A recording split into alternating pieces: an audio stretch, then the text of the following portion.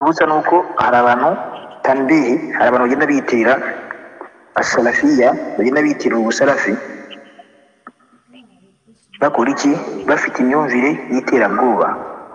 Hari abantu bitirira yuko bakurikira asalafiya, akurikira ubusalafi ariko bafite imyumvire y'iterabwoba, ugasanga bamwe ntabwo basarira inyuma y'abayimamu babo, kandi iyo myemerere ni iy'ubuhawariji.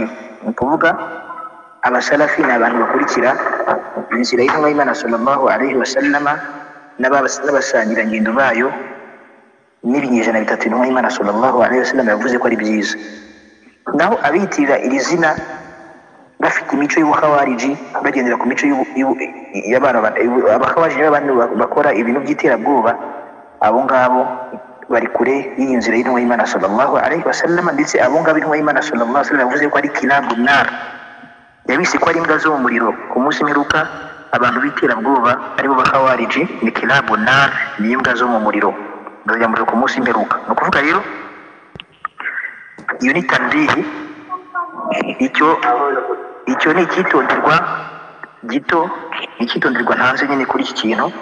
Ntabwo byemewe kwanga gusarira inyuma y'umuimamu umushinja, kuko kwanga gusarira inyuma ye uba wamushinjije ko ari umuhakanyi kandi atari byo.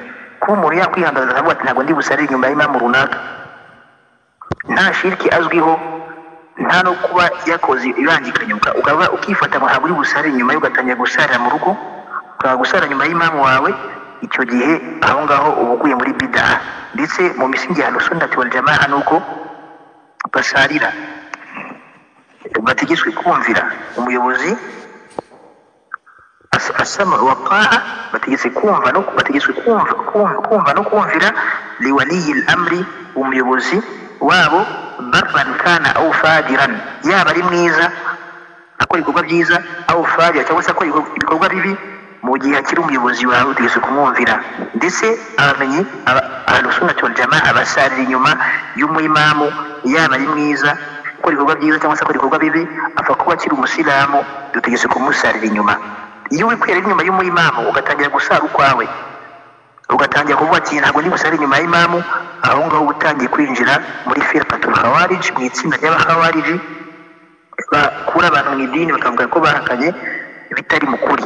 Rero icyo kintu abantu bakirinde, bareke no kwitirira asalafiya no kwitirira yuko bari ku nzira y'abeza batubanjirije, bakora iki?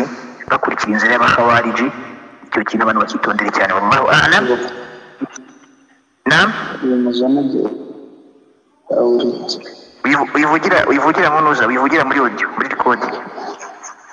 Naam, icyo kintu bakitondere, batajya hehe, kitazabashyira ahantu habi. نعم. سبحانك اللهم وبحمدك لا إله إلا أنت أستغفرك وأتوب إليك.